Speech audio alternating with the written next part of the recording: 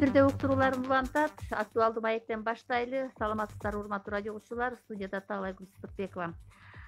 Актуалдуу маек программабызда Кыргыз Республикасынын өкмөтүнө караштуу Жаштар иштери, дене тарбия жана спорт боюнча мамлекеттик агенттиктин 2020-жылдагы спорт багытында кандай иштер жасалды, пандемия учурундагы спорт туурасында сөз кылабыз.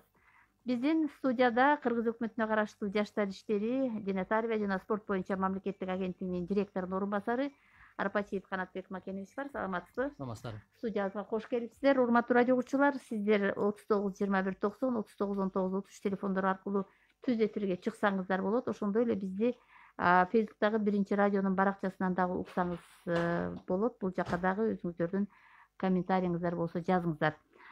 Режиссердук пультта Бакыт Ашырахманов иштеп жатат. Андыктан сурооңуздар болсо бериңиздер. Канатбек Макенович, алгач ушундай суроода мына COVID-19 пандемиясы мына ушул 2020-жылдагы спорттук иш-чаралардын өтүшүнө бир топ таасирин берди да.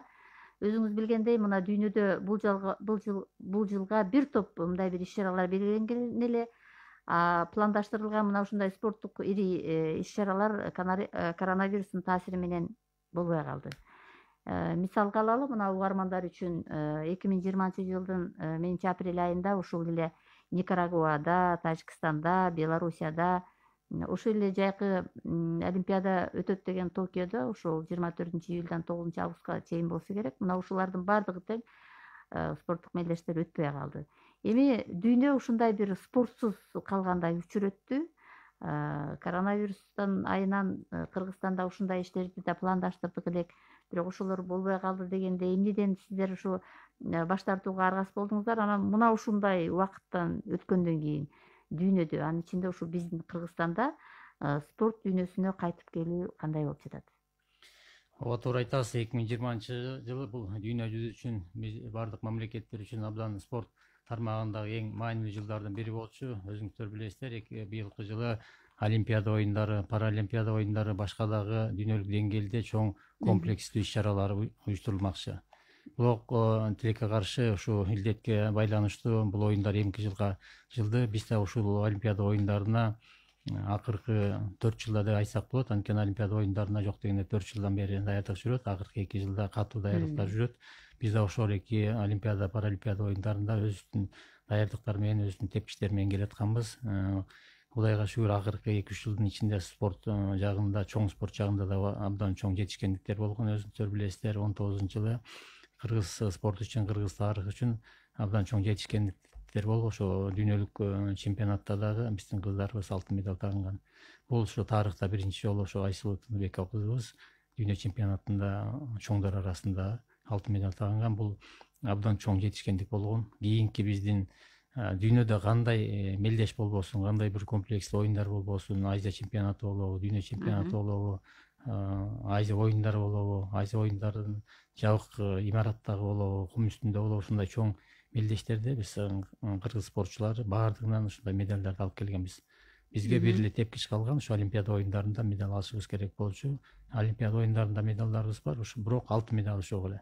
Биз ошого чоң багыт коюп, ошол эки жетиш үчүн чоң иштерди кылып келгенбиз. Биздин балдар да, кыздарыбыз да ошого катуу даярдыктарды көрүшкөн. Бирок тилекке каршы ошо оюндар жылды, бир чети жакшы жагына жорсак болот, бир чети ушундай бир учурга туура келгенибиз дагы ар кандай болуп калды да. Ошол себептен биз да ошо жыл сайын Кыргызстан кийинки жылдары дүйнөлүк аренага чыгып, дүйнөлүк деңгээлге чыгып, көп спорттун түрлөрү боюнча дагы көптөгөн сунуштар келип турган. Быйылкы жылга дагы биз ушу Кыргызстанда спорттун 5 түрү боюнча Азия чемпионатын өткөрөлүп дегенбиз. Кыргызстандын тарыхында биринчи жолу хоккей ойноо боюнча дүйнөлүк чемпионат койгонбуз.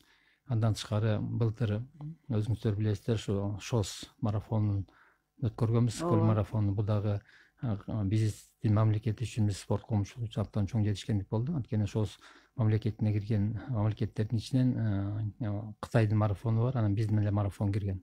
Биз да ошого чоң деңгээлде жакшы даярдыкты көрүп баштаганбыз. Андан тышкары да чоң жетишкендик ушул жылга коюлган. Биз ушу 2010-жылдан бери дүйнөлүк допингке каршы агенттикке мүчө болуп киргенден баштап ошо мен иштеп келгенбиз, бирок Кыргызстанда ошондой чоң иш чаралар боло элек болчу. Ошо дүйнөлүк допингге каршы агенттик, Азияга тиешелүү структураларда ошо Кыргызстанда ушул жылы өткөрөлүк деп сунушташкан. Буга бир Азия мамлекеттери 45 мамлекет, андан тышкары Океания мамлекеттери 18 мамлекеттин спорт министрлери, ЮНЕСКОдан ошо ВАДАга тиешелүү адамдар да келмек. Биз чоң конгресс өткөрмөкпүз. Ушул жылга коюлган болчу. Муну да биз эмки жылга жылырган каргас болдук. Бул эмнени айтат? Бул ошо акыркы жылдары дүйнөлүк аренага чыккан биздин спортчулардын аркасынан ушундай чоң жетишкендиктер, ушундай чоң ишеничтерди бизге коюп келген. Андан тышкары да өзүңүздөр билесиздер, ушу марттын аягында ушу күрөштүн түрлөрү боюнча жолдомо берүүчү лицензиялык турнирди дагы бизге сунуштады эле. Ага дагы даярдык көрүп баштаганда ошо март айынан баштап бизде жеңилдикке каршы карата ушундай иш чаралар токтоп калды. Бул да Кыргызстанда биринчи жолу болмок. Андан тышкары Кыргызстандын ичинде биз ошо жылдын аягына чейин акча тыйындарыбыз да кыркылып, ошо илетке байланыштуу Кыргызстандын ичинде боло турган бир 3000ге жакын ушундай иш чараларды биз токтоткон каргас болдук.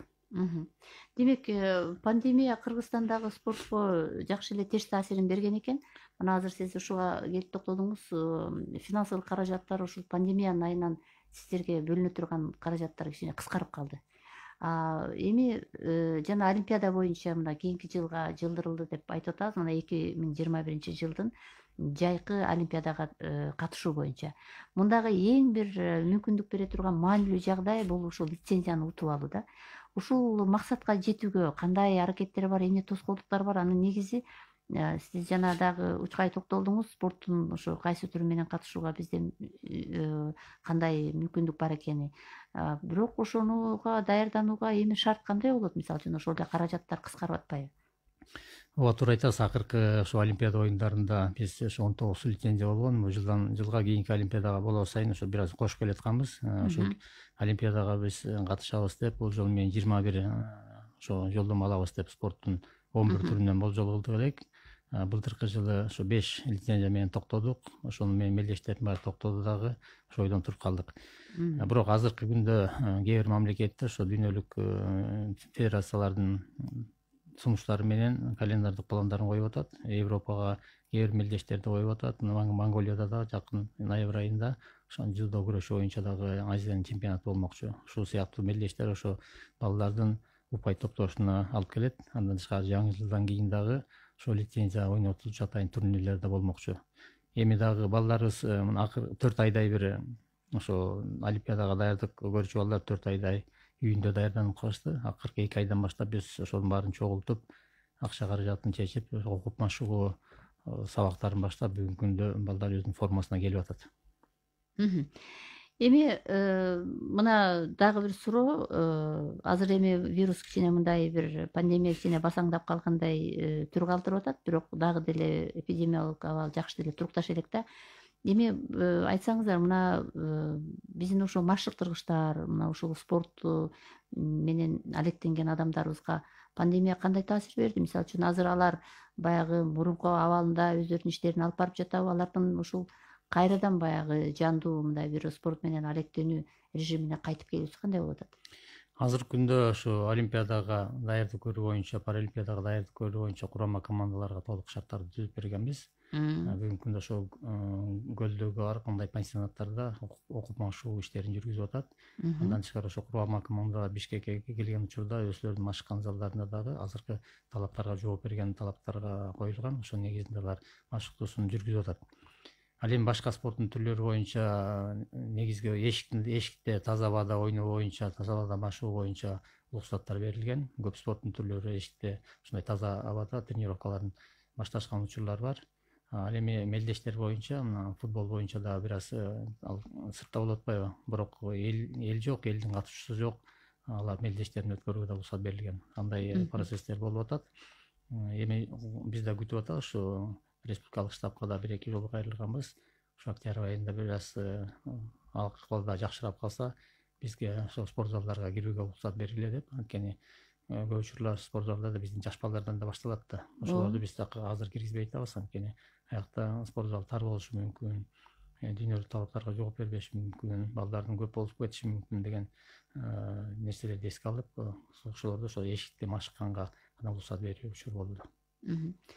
Канатбек Макенович, эми бул эпидемиологиялык абал, пандемия, коронавирус эми дүйнө жүзүн каптабадыбы? Анан ушундан улам ушул спорт эксперттери жана башка жагдайларды карасак, көпчүлүк ушул коронавирустан кийин мындай бир спортту башкачараак кылып, мындай бир түзүп алууга, ар ким өзүнүн өлкөсүнө жараша ушундай бир анализдерден өткөрүп, баягы мурдагы баштагыдай спорт эмес, азыр көп нерселерден баш тартып, ошол эле учурда жаңы нерселерди киргизүү деген бир жаңы бир демилгелер менен чыгып атыптыр да. Кыргызстандын спорт жаатында бул багытта мындай бир ойлонуп көрдүңүздөрбү? Негизи сиздердин өзүңүздөр анализ болдубу, мисалы үчүн ушул? Бизде бул багытта дагы ошо академия менен да кеңештик. Негизи биздин дистанттык сабак берүү боюнча дагы өзүбүздүн бир эрежелерди иштеп чыкканбыз. Өзүңүздөр билесиздер, бизде республикалык спорт колледж бар. Аякта 400 бала окуйт. Жылына 8-класска бир 74-75 бала кабыл алабыз. Андан тышкары 11-классты бүткөндө 25 бала андан кийинки курста калышат. Алар 3 жыл курста окушат. Биз ошол эки колледжге быйыл кабыл алуу процессинде ошо дистанттык түрдө кылдык.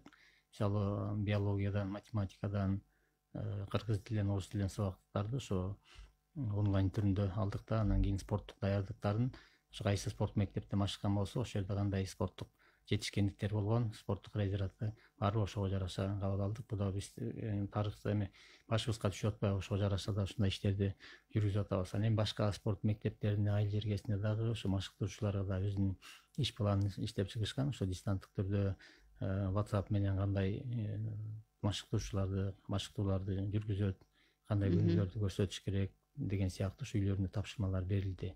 Ошонун негизинде ошо биздин машыктоочулар өзүлөрүнүн балдарын, окуучуларын ошонун негизинде карап, мындай контроль кылып иштерди алып барып атышат. Эми анда ушундан улам бир суроо улайын сизге. Мына азыр баягы жарандар оорудан кийин иммунитетти калыптандырыш керек, бекемдеш керек дегенден кийин көпчүлүгү мындай бир өздөрүнүн ден соолугуна, анын ичинде ушул спортко көңүл буруп калгандай да. Анан эми бул тенденция болуп, албетте бул ушундай тенденцияга айланса андан да жакшы болот. Анан сиздерде ушул калктын баягы саламаттыгы үчүн спортту жайылтуу, ушул дене тарбия менен мындай бир алектенүү деген саясатты кандай жүргүзөсүздөр биздин азыркы шартта? Азыркы шартта бул абдан эң актуалдуу тема деп айтсак болот. Буга чейин да биз айтып келгенбиз. Биз массалык спортту өзүңүздөр карасаңыздар, мындан бир 10 чакта мурун эл аралык эксперттердин айтуусу боюнча Кыргызстанда дене тарбия спорт менен машыккандардын, алектенгендердин саны 7-8 гана пайыз түсөт деп келген. Бул дүйнөлүк деңгээлде айтылып келет. Если 15%-дан ылдый болсо, ошол эки улуттун жоголуп бараткан белгиси деп. Биз ошону жылдан жылга көтөрүп, бүгүнкү убакта биз ошо 20%-дан бир аз ашып калдык. Биздин ошо 4 жылдык планда да коюлган.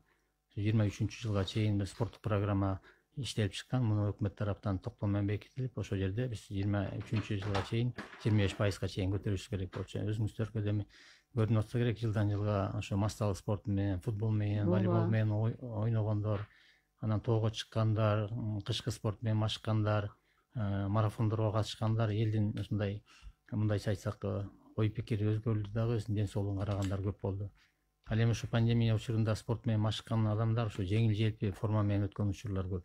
Анткени алар күнүгө ошо спорт менен алектенип, ден соолугун жакшы карап, иммунитеттери да күчтүү болуп, ал кандай сырткы ар кандай ооруларга дагы туруштук бергени көрүнүп турат. Ошол себептен бул дагы биздин бирден бир максатыбыз ошо чоң спортчу чыкпаса дагы ден соолугу жакшы, эмгекке жарандуу, мамлекетти коргой алган, акыл эси ордунда ушундай патриоттук адамдар жакшы көбүрөөк болгон жакшы да. Ошон үчүн биз ушул саясатты алып барып атабыз.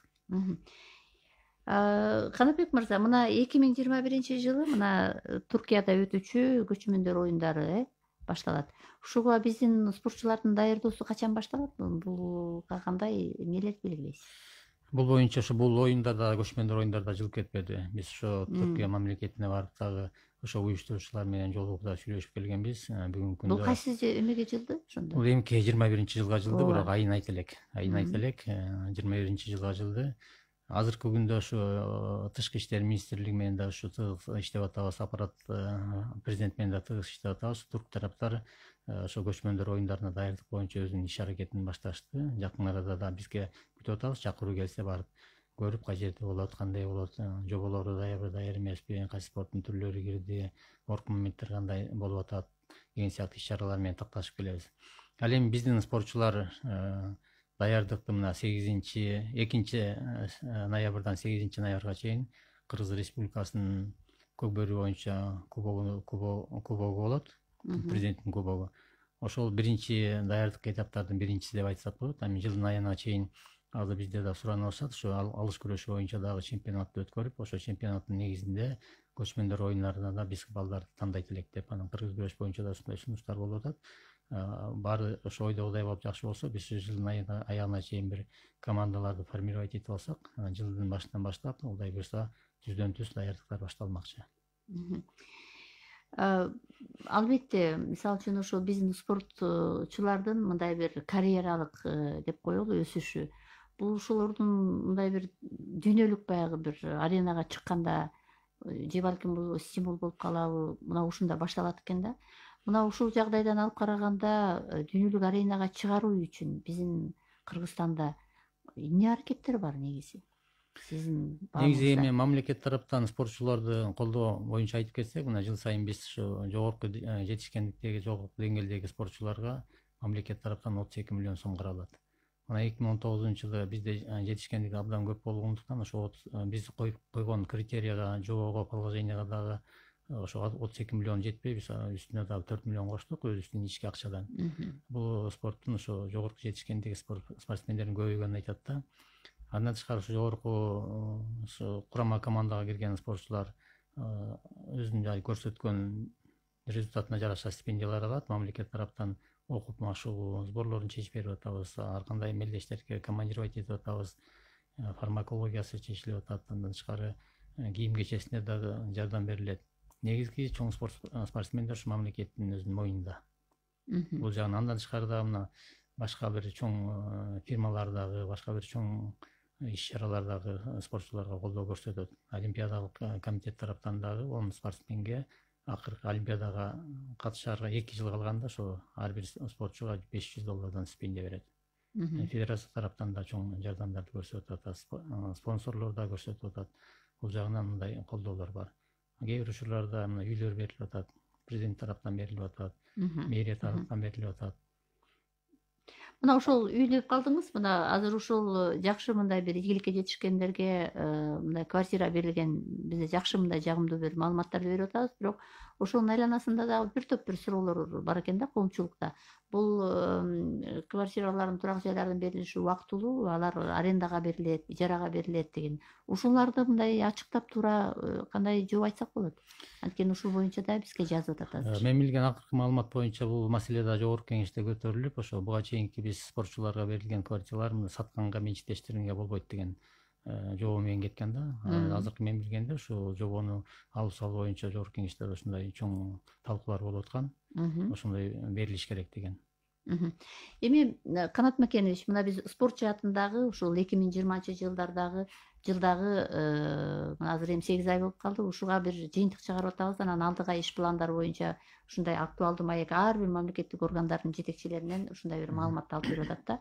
Мына азыр биз айттык, эми 2020-жыл өзүңүз билгендей чын эле биз пандемияга туш болдук, спортто бир топ иш-чаралар тиги өтпөй калды, баш тартууга туура келди деп айтып атпайбызбы? Анан эми анткени менен мына быйылкы жыл аймактарды өнүктүрүү, санариптештирүү, балдарды колдоо жылы да. Жергиликтүү бийлик менен өз ара аракеттөнүү иши кандай болот? Мисалы үчүн сиздер жергиликтүү бийлик менен мисалы үчүн ошол эле спорттук баягы аймактагы инфраструктуралык түзүмдөрдү мындай жакшыртууга сиздер ушундай бир чоң максаттарды коесуздар. Ушул жаатта эмнелерди айтабыз? Мисалы үчүн аймактагы спорттук баягы мекемелердин, спорт жайларынын акыбалы кандай? Аймактар боюнча айтып кетсек, бүгүнкү күндө ушу мамлекеттик агенттикте караштуу 78 спорттук мектептер бар. Спорттук мектеп ар бир райондо, ар бир шаарда, ар бир областтын борборунда булар бар. Булар түздөн түз биз менен иштешет. Ошол жердеги жергиликтүү бийлик менен алар иштешет. Ар бир областта бизде спорттук, дене тарбия, спорт жана жаштар иштин караган чоң бир башкармачылык бар. Булар да ошо областтык деңгээлде, райондук деңгээлде иштерди жергиликтүү бийликтер менен алып барышат. Бул жерде түздөн түз эле ушу дене тарбия спортко мамлекеттик агенттик жоопту эмес, ошол жерде жергиликтүү бийликтер да ошо массалык спортту көтөрүү боюнча, чоң спортко жардам берүү боюнча да алар өздөрүнүн иштерин Силер менен мындай бирдиктүү аракеттер барбы? Ошолор менен мындай бирдикте иш алып барасыздарбы? иш алып барылат. Бул биздин спорттук программада Мисалы? дагы жазылган, ошол жерде дагы жергиликтүү бийликтерге тапшырмалар берилген, биздин Тренитария спорт мыйзамында да жазылган. Андан тышкары биз түздөн түз ошо акимдер менен дагы иштеп атабыз, иштеп көргөнбүз буга чейин. 12 район менен да биз өзүнчө бир меморандум түзүп иш алып бараттык элек, бирок ошол да аягына чейин мындай чыкпай токтоп калды. Азыркы күндө да ушу мыйзамдарды өзгөртүү боюнча да ошондой сунуштар да келип атат. Биз да өзүбүздүн сунушубузду бердик. Жергиликтүү бийликтер булар да ошо массалык спортко чоң ошол жактан жардам бериш керек, а чоң спортту биз түздөн түз биз карашыбыз керек деген. Анткени мындай да эми кайсы жерде, кайсы айылга барсаң, ошол жерде баягы жаркыраган спорт мекемелери, жайлардын карасак, эми мамлекетке караштуу дагы жайлар бар да. Ошолор мындай жаркырап турса, демек ошол жерде мындай бир жакшы жашоо, мындай бир сергек жашоо, ошол жерде адамдардын мындай бир жакшынакай жашоосу өтүп аткандай түр калтырат да. Ошон үчүн бул жагына дагы жергиликтүү бийлик дагы сиздер менен мындай кеңешип бир иштерин улантса деген таризде берген бул суроону. Эми Канат мырза, мына ошол дүйнөлүк деңгээлде алып караганда, албетте Кыргыз футбол бирикмесине ушул эл аралык футбол уюму каражат бөлүп берери айтылганда, ушул жагдайда мен сиздин маалыматыңызды уккум келип атат. Анткени бул акча качан бөлүнүп, ал эмнеге жумшалат? Анан азыркы күндө ушундай биз пандемия шартында жашап жатканда бул өзүнүн актуалдуулугун жоготкон жокпу? Мисалы, биздин маалымат боюнча ушул футбол аянтчасын курууга менимче Чүй областынан жер берилип атат дегенде ушундай маалымат бар эле да. Же бул ушул боюнча эмне билебиз? Бул жактан ошо футбол федерациясына бөлүнө турган акчаны биз көзөмөлдөй албайбыз. Анткени булар коомдук уюм болгондуктан буларга ошо дүйнөлүк эл аралык футбол федерациясы берет. Бирок алар ачык эле айтып атат, ошо бүгүнкү күндө 2 жер боюнча маселе жүрүп атат. Биринчиси Ысык көл областынын районуна караштуу Кара Ой айылында бир 17 гектар жер бөлүнүп берип атат. Өткөндө да жакында эле иш сапар менен барып келдик. Ошол жерде футболдук центр салуу боюнча. Экинчи ошо Бишкектин бул Арча Бешик селекция жактан дагы бир ушундай бир жерлерди карап аткан. Аяка да ошо футболдук центр салуу боюнча. Бул эл аралык стандарттагы? Бул эл аралык стандарттагы футболдук центр салынат. Ал жерде бир нече футболдук полелар болот, ал жерде өзүнүн офистери болот, ал жакта өзүнүн медцентри болот, ушул сыяктуу чоң бир инфраструктура болмокчу. Ошого ошо федерациянын жардамы менен ошо Азия футболдук федерациядан, дүйнөлүк футболдук федерациядан акча бөлүү боюнча алар ошо иш аракеттерин жүргүзүп атат. Бүгүнкү күндө бир сумманын бир өлчөмүн айтып атат бар деп. Биз ошол эки жерди. Бул эми качан башталчудай? Азыр актуалдуу бул? Актуалдуу. Бул ушул жылдын аягына чейин капсуласын коебуз деген иш пландарда коюп атат. Ошол жердин документтерин толук көрүп туруп, ошол жака алып барып көрсөткөндөн кийин кошумча акча бир 10 миллион долларга чейин берилет деген ошондой сумманы айтып атышат. Жана суроодон улам ошол быйылкы жылдын санариптештирүү саясатына ылайык, мына санариптештирүү жылыда ушул жагында спорт тармагынын санариптештирүү иштерине кандай көңүл буруп атасыздар? Эмнелер бар? Бул боюнча дагы ошо биздин өзүбүздүн иш планыбыз болгон, өкмөттүн программасынын негизинде. Биз ал боюнча өзүбүздүн ишти толук аткардык десек болот. Ошол жерде база данных деп коебуз, ошо мастер спорт, эл аралык класстагы мастер спорт боюнча өзүбүздүн базабызды иштеп чыктык. Бул ошо түндүк системасына карайт. Андан тышкары ошо мастер спорттордун көбөлүктөрүн жоголтуп алгандарга да дубликат берүү боюнча жерде иштелип чыгылган. Андан тышкары тренерлерди учетко алып каттоо боюнча дагы ошо базасын иштеп чыкканбызда, бул да бул жерде ошо ички иштер министрлигинен дагы ошо түндүк аркылуу аякта маалымат алабыз. Ошо тренердин соттолгон эмеспи деген справкасын. Мурункудай ар бир машыктыруучу барып тияка очередке туруп мындай арызын жазып аякта күтпөйт. Биз бияктан эле электронный заявка берип коет. Аны биз ошо министрликтер менен чогуу иштеп эле ошол жактан маалыматты алабыз. Андан тышкары билим берүү министрлигине дагы ошондой справка кетет. Ал тиги жогорку окуу жайды бүткөн тууралуу күбөлүгүн дипломун тактайбыз. Анан паспорттун дагы тактоо боюнча дагы ошол органдар менен биз түздөн иштетебиз. Биз ошол биздин планга ошолор коюлган. Биз ошонун баарын бүгүнкү күндө ишке ашырып, азыр толук кандуу иш. Жанакы кадр кызматы киргизген ил кызмат ал иштеп атат. Ал биздин областтык управлениеде иштеп атат. Да, бизге таандык. Биз аны биринчилерде болуп, аны ишке киргизгенбиз. Ал иштеп атат ил кызмат. Анан дагы бир жагдай, мына өлкөнүн айрым бир жерлеринде жаштар борборлор түзүлүп жатканы да кабарланганда, анда кандай иштер аткарылып жатат. Анан ошолордун иштери дагы мындай борборго туташканбы? Жаштар борбору боюнча жаштардын мындайча айтканда өзүнүн орун басары бар тейлеп турган. Ооба, Бирок ооба. менин билген айтуу боюнча ошо 10 жаштар борбору курулат деп алар планга коюп атышкан. Алар дагы ошо иш планынын негизинде өзүнүн иштерин алып барып атышат. Канат мырза, негизи мына Кыргызстанда ушул спортто өнүктүрүүчү мындай бир тажрыйбалуу иш билги, мындай чынында өзүнүн ишине ушунчалык кызыккан машыктыруучулардын болушу мындай зарыл да, муну биз дагы түшүнөбүз. Бирок көпчүлүк учурда карап көрсөк, ушул мыкты адистердин басымдуу бөлүгү эле ушул чет өлкөлөрдөн түшкөн сунушка макул болуп кетип калышат экен да. Аларды кармап калуу үчүн эмне кылуу керек сиздин пикириңизде? Биринчиден, ошо бизде ошондой чоң машыктыруучу болсо, канчалаган баланы тарбиялап өстүрсө, ошо көрсөткөн жетишкендигине жараша өзлөрүнүн айлык акысына көптөгөн акчалар кошулат. Бүгүнкү күндө ошо башкы машыктыруучу жакшы эле акча алат десек болот. Анткени өзүңүздөр билесиздер, былтыр 130 миллион башында кошумча катары бөлүнгөн. Ушу машыктыруучулардын айлык акысын 50%га көтөрүү боюнча, андан тышкары ошо спорттук мектепте иштеген алып топтордукун 20%га көтөргөнбүз. Быйылкы жылы ошо 130 эмес, 168 миллион сомго чейин өскөн. Ошол себептен бул дагы машыктыруучуларды кармап калуу үчүн бир чоң мындай стимул болду десек болот. Ал эми курама команданын машыктыруучуларына азыр ошо олимпиадага барып медаль алып келген балдар үчүн биз өзүнчө сыйакы өкмөттүн токтогун даярдаганбыз. Анда биринчи орунга 7 миллион сом деп жазылган, экинчи орунга 5 миллион деп жазылган, үчүнчү орунга андан кийинирээк жазылган да. Биз ошонун баарын макулдаштырып өкмөткө киргизгенбиз. Бирок олимпиада жылып кеткенине байланыштуу бүгүнкү күндө ал токтомчу элек. Бирок ар бир олимпиада оюндар сайын ушундай чоң акча, сыйлык акчалар берилет. Өзүңүздөр билесиздер, Азия оюндарында бизде 20 медаль болгон, абдан чоң медаль болгон. Ошол жылы өкмөт тараптан 23 миллион ушу как премия катары берилген чоң жардам болгон да. Ошол сыяктуу мамлекет тараптан дагы биздин машыктыруучуларга берилет. Андан тышкары федерация тараптан да чоң колдоолор бар. Машиналарды берип атат, үйлөрдү берип атат, спонсорлор берип атат. Негизи канча тажрыйбалуу машыктыруучуларыбыз бар бизде? Кайсы тармакта көбүрөөк мындай бир көңүл бурулдукта, кайсы тармак бизде ушу спорттун кайсы түрү мындай аксап атат? Бизде эми Кыргызстанда 120дан ашык спорттун түрү бар. Абдан көп. Бул кичинекей Кыргызстан үчүн спорттун түрлөрү абдан көп. Бирок ошонун ичинде биз өкмөттүн атайын эрежесин иштеп чыгып, категорияга бөлүп койгонбуз. Олимпиада түрлөрү боюнча бүгүнкү күндө 6 спорттун түрү как артыкчылыктуу приоритет катары каралат.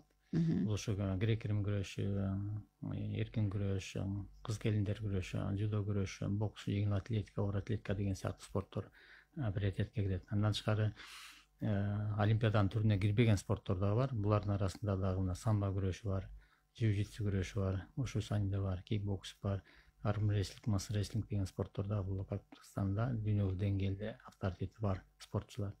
Ал эми улуттук оюн боюнча негизги көчмөндөр оюндарына кирген спортторду биз азыр приоритеттүү карап атабыз. Бирок аларга жанагындай категорияга коюлган эмес. Биз аларга түздөн-түз финансировать этип жардам бере алабыз. Ушулардын негизинде негизги багыт алынат, ошонун негизинде иштер жүрөт. Ошол эле спорттун күрөш түрлөрү боюнча алсак, Кыргызстанда 480дей машыктыруучу иштейт. Бизге суроо жазгандар бар экен, Кожомкул сарайы качан оңдолуп бүтөт, оңдолуп бүттү дейт. Бул спорт сарайы жөнүндө сөз кылып атат. Кожомкул атындагы ушунун боюнча да жооп берсеңиз.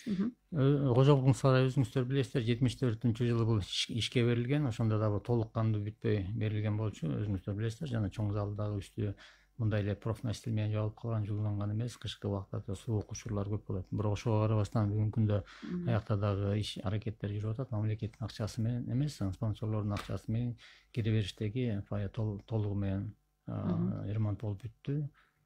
Анын ичиндеги концертный залдагы отуруштардын баары алмашылды. Нар жакта дагы биз экинчи этажга дагы спорттук залды улоо боюнча иш аракеттер болуп атат. Бүгүнкү күндө мен билгенден 6 миллион сомдун иши жүргүзүлүп, каркастары орнотулган. Негизи толук кандуу бүткөндө ошол жакта да бир чоң спорт зал болмок, 1000ден ашык квадрат метр менен. Ошону бүтүү боюнча дагы азыр иш аракеттер болуп атат. Көптөгөн инвесторлор да келип атат, алар менен да иштеп атабыз, ГЧП проект менен да иштеп атабыз. Бирок азыркы күндө ошолор ишке аша элек. Эмне себептен?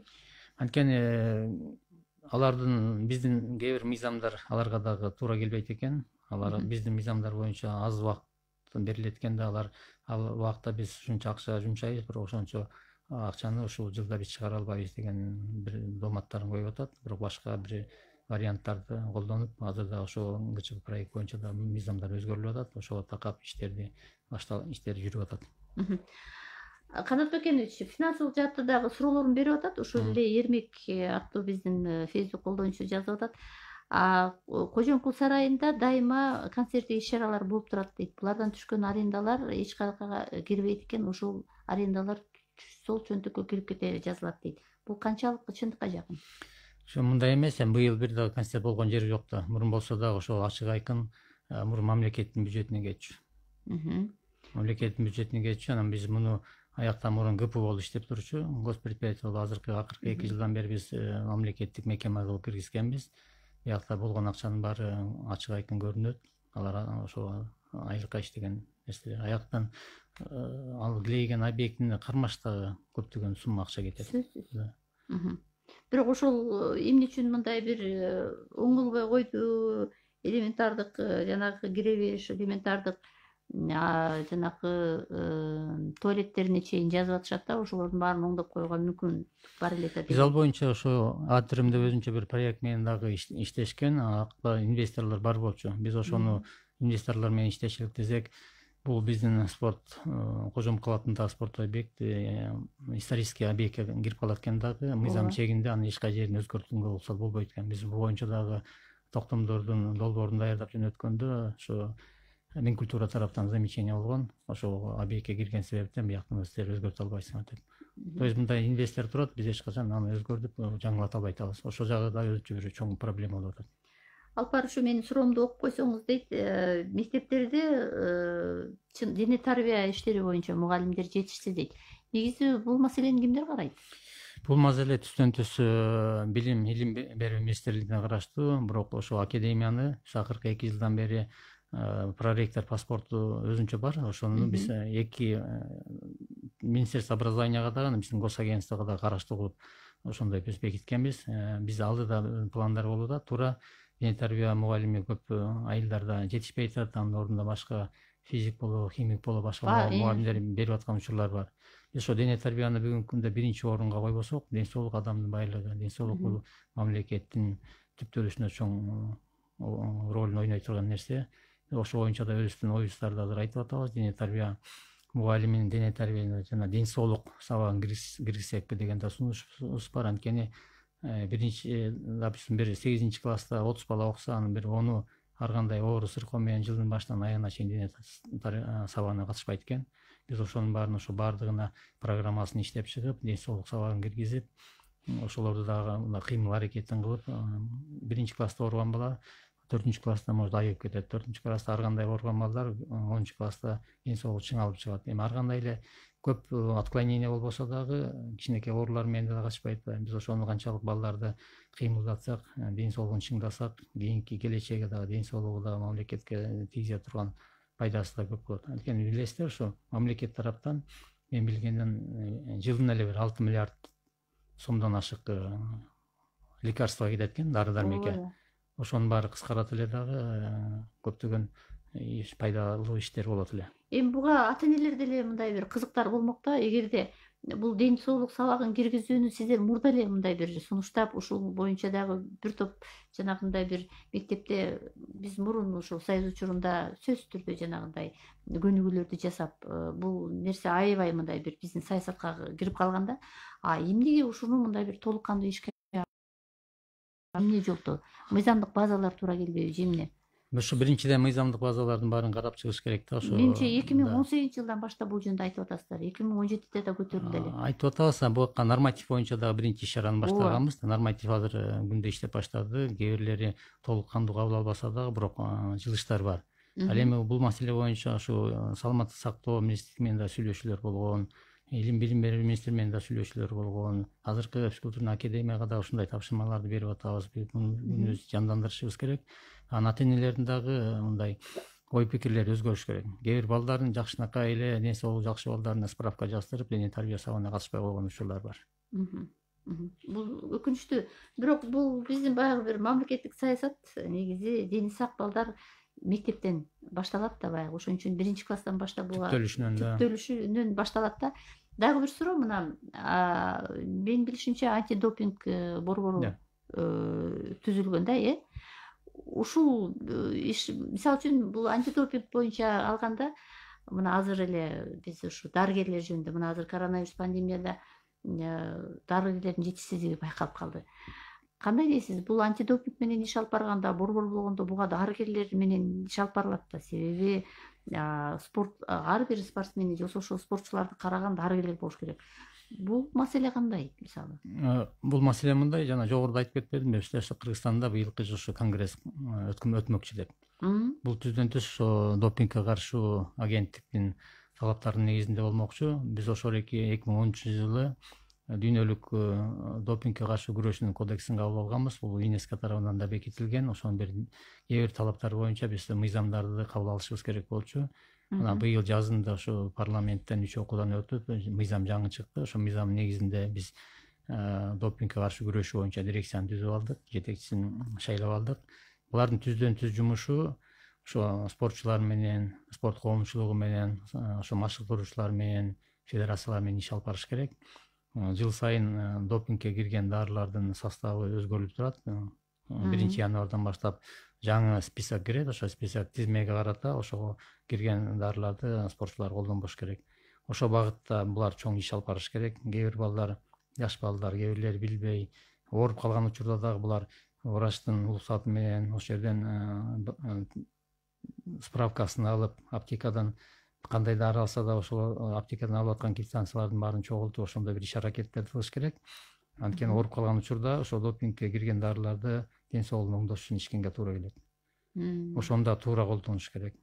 Анан дарыгерлердин да кеңеши керекпи? Дарыгерлер аякта бизде спорт центр бар. Ошол жактан дагы дарыгерлер көзөмөлдөп турат. Ал бул допингге каршы күрөш болсо негизги ошо допингди ичпей туура жүрүш боюнча иш алып барыш керек. Андан тышкары ошо ар бир жыл сайын бизге ар кандай заявкалар келет. Жылына мынча спортсменден биз допинг контроль алышыбыз керек деп, ошол эки спортчуларды даярдап, убагында анализдерин алып кайра жөнөтүп турган булардын милдетине кирет. Бизде 2 мүнөтүбүз калганын режиссерубуз эскертип атат. Мына спорттук клубтар качан ачылат, иштеп атабы деген суроосу бар экен. Буга жооп берип коесузбу? Спорттук клубтар бул эми мамлекеттик органга кирбейт, булар коомдук уюмга киргенге байланыштуу. Бишкек мэриясы тараптан буларга уруксат берилди. Анткени булар бизнес структура болуп, кээ бир фитнес залдар иштеп атат. Буларга барып атышат. Канат Бекенович, мына албетте биздин өлкөбүздө ошо спорттагы өнүгүп, мындай бир өзүнүн бир кулачын жайып, дүйнөгө таанытып, анан бизде дагы ушундай бир сергек жашоо болуп, адамдар спорт менен алектенсе, сөзсүз түрдө ден соолугуна оң таасир берет эмеспи? Анан приоритеттүү катары ошондой болсо дагы баягы улуттук дейбизби, өзүбүзгө кайсы ушу спорттун түрүн көбүрөөк сиздер карап атасыздар? Приоритеттүү деп бөлүп аласыңарбы? Ошо жана жогоруда айтып кеткен, ошо артыкчылыктуу спортту биз бөлгөнбүз. Бул спорт дүйнөлүк деңгээлде кайсы спорт жана олимпиаданын программасына кирген спорттун ичинен биздин Кыргызстанда биздин элибизге, кулк мүнөзүнө, каада салтына, физиологиясына туура келген спорттор боюнча жана 6 спорт негизги бизге жетишкендиктерди алып келип атат. Биз ошолорду түздөн түз колдоп атабыз. Андан тышкары улуттук спорт боюнча биз өзүнчө маселе, бул боюнча колдоолор болот. Ал эми Кыргызстандын ичинде кайсы спорт көбүрөөгөндүкөн бул массалык спорт ал жагына да маани берип атабыз. Мисалы футболду алсак, футболдо бүгүнкү күндө 120-130 миңден ашык спортчулар машыгат. Ошол эле волейболду алсак, акыркы берген маалымат боюнча 121 миң киши машыгат экен. Бул жерде абдан көп массаны түзүп атат. Шахмат кошулуп атабы? Шахмат приоритетке кирбесе дагы, бирок акыркы убакта бул абдан актуалдуу болду. Айрыкча ушул пандемия учурунда элдер шахматты онлайн түрүндө да ойноп атышат. Жок, шахматка мамлекет тараптан өзүнүн колдоосу бар.